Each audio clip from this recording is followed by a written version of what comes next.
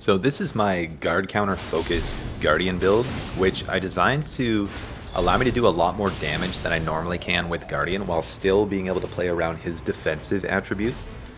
So I'm going to go over my relic setup and show you what I use for this build and cover some gameplay tips to help you play around guard counters. I'm also going to get into the weapons and passives to look out for to make this build even better. So one of the most important relics is the Witch's Brooch. This gives me both the shockwaves when using the Steel Guard, and the ability to heal me and my teammates when I use my ult. Then as a bonus I get 3 extra points of Vigor. The next relic that's really good is the Knight of the Champion. And this is good because it gives you extra stamina, which allows me to guard counter a little bit more comfortably, especially early in the run when my shield's not upgraded yet and I'm still at low level. It also gives me a guard counter boost, which is based on your current HP, so this is up to a 30% guard counter buff. And then I get HP restoration on thrusting counterattacks. This will happen once in a while, but this is mostly unimportant. The third relic that I use though is just my best guard counter buff relic. And in this case, I have one that is paired with the whirlwind attack on charged halberd attacks, which is really nice. Gives me another way to do more damage and also improves my stance breaking abilities.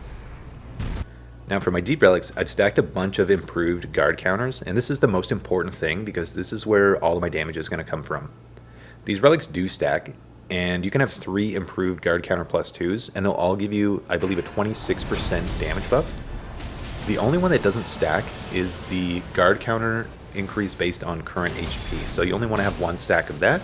Aside from that though, have as many improved guard counter relic effects as you can to get that damage as high as possible.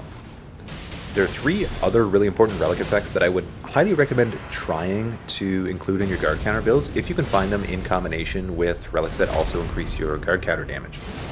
So the first one is going to be Art Gauge Charged on guarding, which is huge when you're the last person standing and you need to build up your art as fast as possible to save the team. You're already going to be guarding a lot anyway, so this is really beneficial.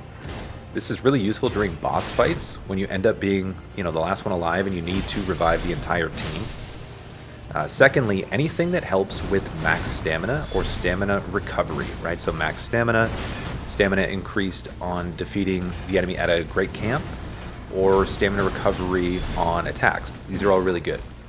So this will help prevent you from getting guard broken, and it'll let you guard counter a little bit more often instead of having to use those punish windows to restore stamina instead.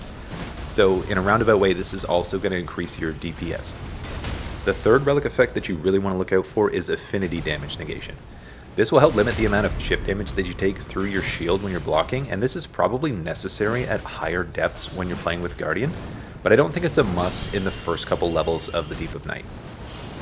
And then one thing to avoid at all costs would be all resistances down, because you do still take status effect buildup through your shield, and this is going to lead to you taking a ton of status effect procs. Now early on I have to be conservative with my guard counters. Once I level up a bit I can be more aggressive because I'll have more stamina. And I'll have to make sure that I'm regaining stamina when I need it, and when my stamina is almost empty, it's best to dodge instead of blocking.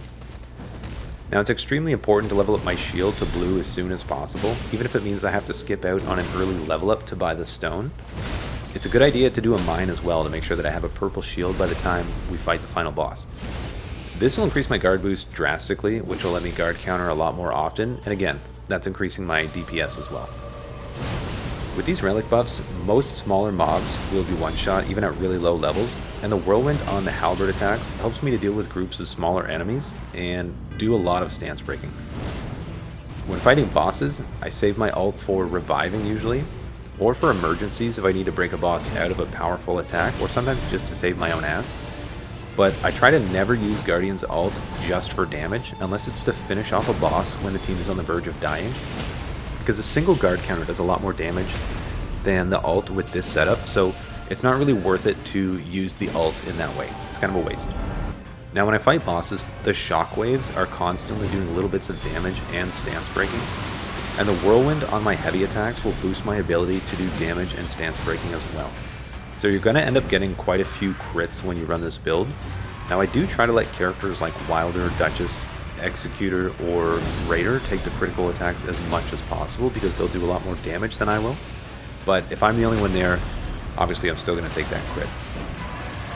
Now Guardian's Whirlwind also does repel arrows, and more importantly, some spells. Now doing this will help me hold my ground and deal with some of the higher damage affinity attacks without having to rely on Guardian's dodge, which isn't very good, or take chip damage from guarding, which you don't really want to do that either. Bosses that move around a lot can be dangerous because they can hit you from behind when you're using the steel guard, so to prevent this, a good habit to get into is tapping dodge to reorient yourself towards the boss when they move behind you. This is really important for bosses such as Gladius or Healstorm. Now when it comes to weapons, I tend to stick with halberds and great shields. So halberds get the charged guard counters, which not only do more damage and more stance damage, but they're way easier to land because of the way that you close the gap. Now great shields have a much higher hardness rating than medium shields, so it's very rare that I would switch off my great shield for a medium shield. I might consider it if it's got carry and retaliation, which helps you deal with a lot of affinity attacks, but in general you want to stick with halberd and great shield kind of setup. The weapon passives and dormant powers that I would look out for, though, are improved guarding and guard counters, of course, that's first and foremost, but also guarding up's damage negation is great, and successive attacks up damage negation is also really good. Affinity negation is really important for Guardian, and max stamina or stamina recovery speed also are perfect for this build. Any while walking effects, like race while walking or savage flames while walking, are really good because you're going to be walking while you're in the steel guard stance. And then any guard counter effects, like the Holy Blast or the Tibia summons, are also really, really good. Things like improved physical damage and max HP are also always nice as well. But those are the main things that I would look out for with this build. Overall, I think this build is really great because it's so easy to use and so reliable when it comes to staying alive. Guardian will always lean a little bit more towards being a defensive character, but this build lets you contribute a lot more in the damage dealing department by being able to guard counter frequently and do consistent chip damage with the shockwaves, and also to lock down mobs with the wind attacks and allow the team to get free damage in.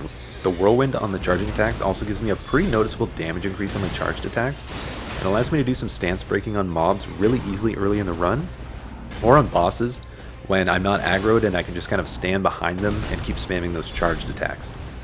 I've also got the ability to consistently revive my team when I'm the last person standing due to the art gauge charged on blocking. This is a really well-balanced build. It gives me a nice blend of offensive and defensive tools. So I really hope you enjoyed the breakdown. This is one of my favorite builds. Let me know what you think of the build in the comments. And as always, thank you for watching. Ah, well played, good sir. Well played. I thank you.